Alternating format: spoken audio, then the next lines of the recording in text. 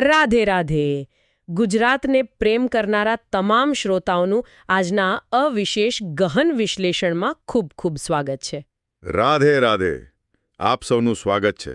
એટલે આજે આપણે જે વાત કરવાના છીએ ને તે બહુ જ અગત્યની છે.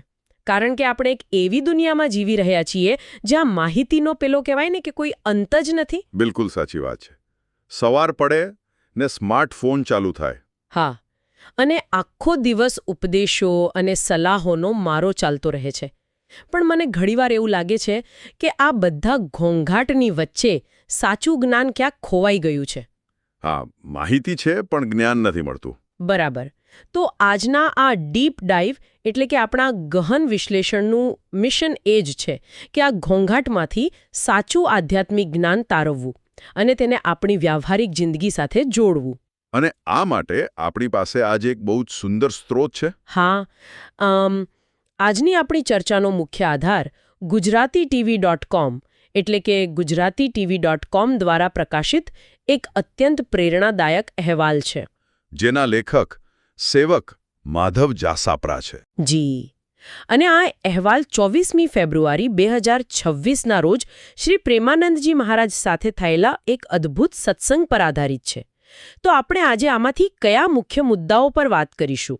આપણું મિશન શું છે આજે?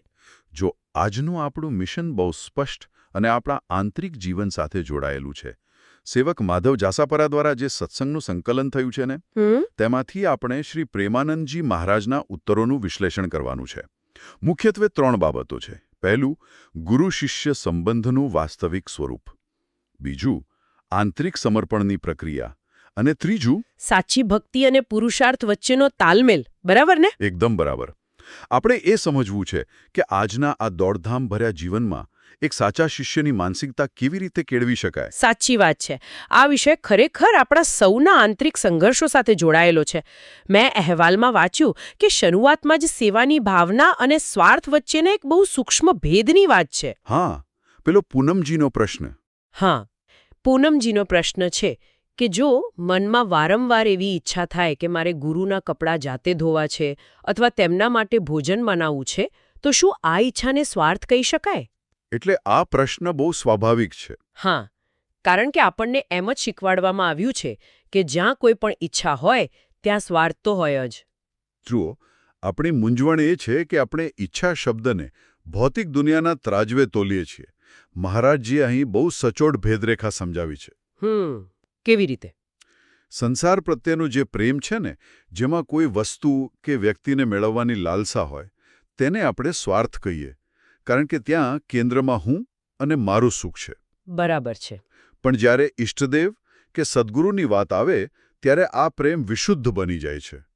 ગુરુ પાસે સેવાની માગણી કરવી એ સ્વાર્થ નથી, પણ ઉચ્ચ કક્ષાનો પરમાર્થ છે. ઓહ, એટલે કે આ પ્રક્રિયામાં શિષ્ય કંઈ મેળવતો નથી, પણ પોતાનો અહંકાર ઓગાળી રહ્યો છે, પોતાનું હુંપણું ગુમાવે છે. બિલકુલ. અને જ્યારે અહંકાર ઓગાળવાની વાત આવે છે ત્યારે બીજો એક ડર ઊભો થાય છે, સન્માન અને ઐશ્વર્યનો ડર. હા, ગ્વાલિયરથી રૂપ અગાધા શરણજીનો પ્રશ્ન એ જ હતો ને કે ગુરુની કૃપાથી જો બહુ ઐશ્વર્ય કે મોટું સન્માન મળે તો તેને પચાવવું કેવી રીતે? હા, કારણ કે સત્તા કે સંપત્તિ આવતા જ વ્યક્તિમાં અભિમાન આવી જાય છે. તો આના ઉકેલ માટે અહેવાલમાં એક સરસ ઉદાહરણ છે, મુનિમનું ઉદાહરણ, એટલે કે આજના મેનેજરનું. હા, મહારાજજીએ દાસત્વ એટલે કે સેવક ભાવનો માર્ગ બતાવ્યો છે. એક બેંક મેનેજર કે મુનિમ પાસે રોજના કરોડો રૂપિયાનો હિસાબ હોય છે. તિજોરીની ચાવી તેની પાસે હોય છે. બરાબર. છતાં સાંજે ઘરે જતી વખતે તેને ક્યારેય એવો અહંકાર નથી થતો કે આ બધી સંપત્તિ મારી છે. તે જાણે છે કે તે માત્ર એક રખેવાળ છે, અસલી માલિક કોઈ બીજું છે. સાચી વાત છે.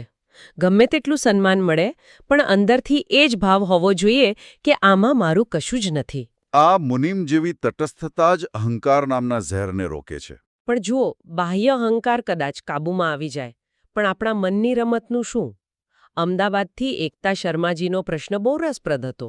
સપનાવાળો પ્રશ્ન. હા, કે જો સપનામાં ગુરુદેવ પ્રગટ થઈને કોઈ વિશેષ આજ્ઞા આપે તો સાધકે શું કરવું?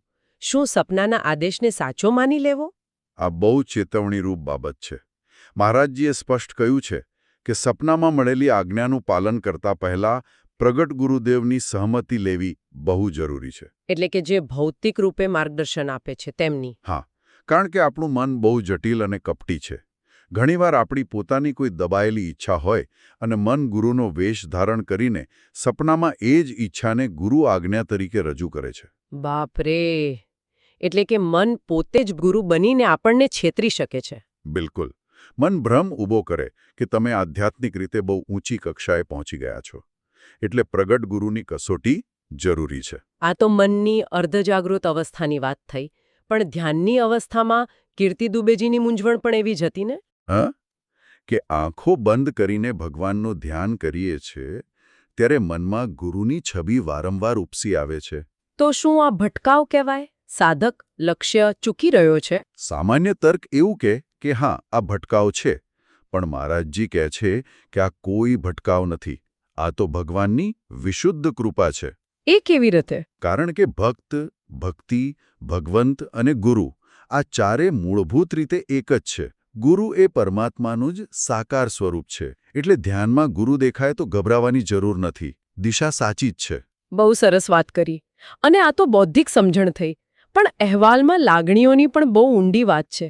સારિકાજીના પ્રશ્નમાં વિરહની વાત છે. હા, જ્યારે સાધક એકાંતમાં બેઠો હોય અને અચાનક આંસુ વહેવા લાગે. અત્યારના સમયમાં તો લોકો રડવાને નબળાઈ માને છે. તો આ આંસુઓનું મૂલ્ય શું? ભક્તિ માર્ગમાં આ આંસુ નબળાઈ નથી.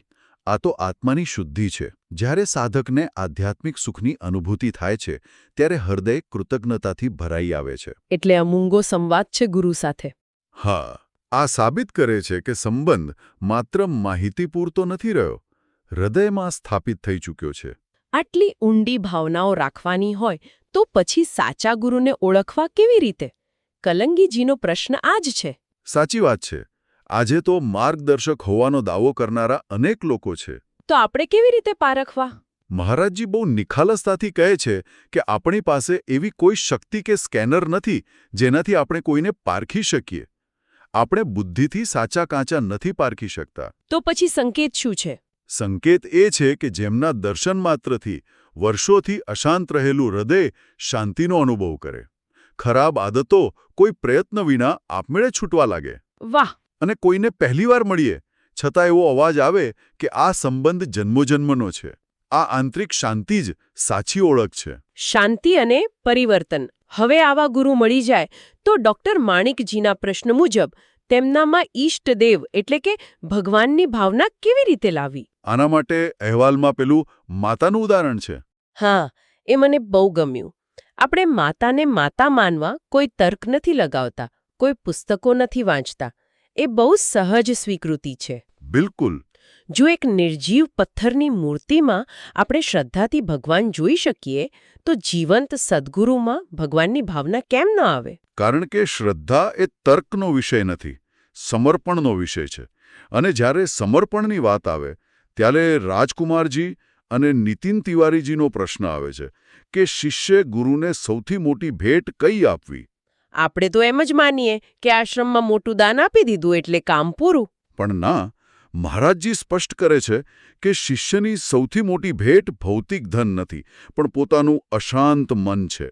શરીરથી 24 કલાક હાજર રહો પણ મન ભટકતું હોય તો એ સેવા નથી. આજના માણસ માટે આ મનનું સમર્પણ બહુ અઘરું છે. આપણને પૈસા આપવા ગમે પણ આપણું ઈગો છોડવો નથી ગમતો. સાચી વાત છે. લલિતાજીના પ્રશ્નમાં જે કુંભાર અને માટીનું ઉદાહરણ છે ને તે આ બહુ સરસ રીતે સમજાવે છે. માટી પાસે પોતાનો કોઈ આકાર કે અહંકાર નથી હોતો. હા, શિષ્યએ માટીની જેમ પોતાના તમામ પૂર્વગ્રહો છોડી દેવા પડે. કુંભાર જેમ માટીને ગુંદીને નરમ બનાવે, બિનજરૂરી કાંકરા કાઢે અને પછી સુંદર ઘાટ આપે. બસ એ જ રીતે શિષ્યએ ગુરુરૂપી કુંભારના શરણે જવું પડે. જો માટી કઠણ રહે તો ઘાટ ન ઘડાય. અને લલિતાજીનો બીજો પ્રશ્ન હતો કે બાહ્ય દીક્ષા ન લીધી હોય, ગળામાં કંઠી ન હોય તો? હા, તો શું તે શિષ્ય ના કહેવાય? જવાબ એ છે કે બાહ્ય દેખાવ કરતાં આંતરિક સમર્પણ અને ગુરુની આજ્ઞાનું પાલન વધુ મહત્વનું છે. બરાબર છે. એટલે કંઠી ગળામાં નહીં પણ વિચારોમાં હોવી જોઈએ. હવે સૌરભજી અને સંદેશજીના પ્રશ્ન પર આવીએ. શું સાચા ગુરુનું મળવું એ આપણા પૂર્વજન્મના સારા કર્મોનું ફળ છે? આપણને ગર્વ થાય કે મેં આટલી સાધના કરી એટલે મને આવા ગુરુ મળ્યા. પણ આ તો સૂક્ષ્મ અહંકાર છે. તો સાચું શું છે? સાચા ગુરુનું મળવું એ કોઈ લાયકાત કે કર્મોનું પરિણામ નથી. તે માત્ર ભગવાનની અહેતુક કૃપા છે. અહેતુક એટલે જેનું કોઈ કારણ ન હોય. કોઈ શરત વિનાની કૃપા. હા, ભગવાન જ્યારે કોઈ જીવ પર પ્રસન્ન થાય છે ત્યારે જ જીવનમાં સદ્ગુરુ આવે છે. આમાં અહંકાર કરવા જેવું કશું નથી. અને જ્યારે આ કૃપા મળે ત્યારે અમિતજીના પ્રશ્ન મુજબ ગુરુનો પ્રેમ ક્યારે પામેલો કહેવાય? મહારાજજી કહે છે કે જ્યારે ગુરુ તમારા પર ગુસ્સે થાય અથવા ઠપકો આપે ત્યારે સૌથી વધુ ખુશ થવું જોઈએ. દુનિયામાં તો ઠપકો એટલે અપમાન લાગે આપણને. પણ આધ્યાત્મમાં તે કૃપાનું શિખર છે. દુનિયા માત્ર એને જ ઠપકો આપે છે જેના પર તેનો અધિકાર હોય. ગુરુ ઠપકો આપે એટલે તેમને તમને પોતાના માની લીધા છે, તમારી જવાબદારી લઈ લીધી છે. વાહ! પણ આ બધું સાંભળીને એમ થાય કે બધું કૃપાથી જ થાય છે. તો સ્નેહજીનો પ્રશ્ન આવે છે કે પોતાના મનને કાબૂમાં કરવા શું માત્ર કૃપા પર જ નિર્ભર રહેવું કે આપણે કોઈ પ્રયત્ન કરવો પડે? આ બહુ મોટો પ્રશ્ન છે. અને આ માટે અહેવાલમાં એક અદ્ભુત ઉદાહરણ છે, દોરડા અને ઇમારતનું. હા, એ સમજાવશો જરા? માની લો કે તમારે એક ઊંચી ઇમારતની છત પર પહોંચવું છે. ઉપરથી કોઈએ એક મજબૂત દોરડું નીચે ફેંક્યું અને તમે તે પકડી લીધું. આ દોરડું એ ભગવાનની કૃપા છે. બરાબર. પણ શું માત્ર દોરડું પકડીને જમીન પર બેસી રહેવાથી તમે ઉપર પહોંચી જશો? ના જ પહોંચાય ને. ઉપર ચડવા માટે જાતે મહેનત કરવી પડે, હાથ પગ ચલાવવા પડે. બિલકુલ. આ જે હાથ પગ ચલાવવાની તાકાત છે તેને જ શાસ્ત્રોમાં પુરુષાર્થ કહ્યો છે. એટલે ભગવાન કૃપારૂપી દોરડું આપે છે પણ ચડવાની મહેનત આપણી? સાચી વાત. માત્ર કૃપા પર આધાર રાખીને આળસુ બની બેસી રહેવું એ ભક્તિ નથી. કૃપા અને પુરુષાર્થ બંને મળે ત્યારે જ મંજિલ મળે. બહુ જ સુંદર રીતે સમજાવ્યું. તો આપણે આજની આ આખી ચર્ચાનો સારાંશ કાઢીએ તો શું કહી શકાય? સારાંશ એ જ છે કે ગુરુ-શિષ્ય સંબંધ એ કોઈ ભૌતિક દેખાવ નથી. તે મનના સમર્પણ, વાસનાઓના ત્યાગ અને અહંકારને ઓગાળવાનો માર્ગ છે. શિષ્ય માટીની જેમ સમર્પિત થવાનું છે અને સાથે પોતાનો પુરુષાર્થ પણ કરવાનો છે. સાચી વાત છે. આધ્યાત્મિકતા એ કોઈ ભાગેડુ વૃત્તિ નથી. શ્રોતાઓ, આજના આ ગહન વિશ્લેષણને વિરામ આપતા પહેલા હું તમારા સૌના મનમાં એક નવો વિચાર મૂકવા માંગુ છું. કયો વિચાર?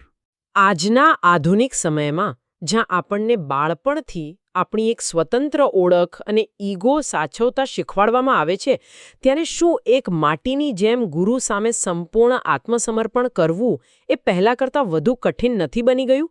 શું આપણું આ આધુનિક શિક્ષણ આપણને કોઈના શરણે જતા રોકે છે? આ વિશે એકાંતમાં જરૂર વિચારજો. બહુ જ ગહન પ્રશ્ન છે આ. અને હા, શ્રોતાઓને યાદ અપાવી દઈએ કે આજની આ અદ્ભુત જાણકારી આપણને GujaratiTV.com અને તેના લેખક સેવક માધવ જાસાપારા દ્વારા પૂરી પાડવામાં આવી હતી. બિલકુલ. અને ગુજરાતને પ્રેમ કરનારા તમામ શ્રોતાઓ, જો તમને શ્રી પ્રેમાનંદજી મહારાજના વચનોનું આ ગહન વિશ્લેષણ પસંદ આવ્યું હોય તો અમારી આ ચેનલને લાઇક, શેર, સબસ્ક્રાઇબ કરવાનું ચૂકશો નહીં. હા, અને ખાસ કરીને પેલા અંતિમ વિચાર વિશે તમારો અભિપ્રાય, તમારો રિવ્યૂ અમને કોમેન્ટ બોક્સમાં જરૂરથી મોકલો. અમને તમારા વિચારો જાણવામાં બહુ રસ છે. તો ચાલો આજે અહીં જ વિરામ લઈએ. ફરી મળીશું એક નવા વિષય અને નવા ગહન વિશ્લેષણ સાથે. સૌ શ્રોતાઓને અમારા બંને તરફથી રાધે રાધે. રાધે રાધે.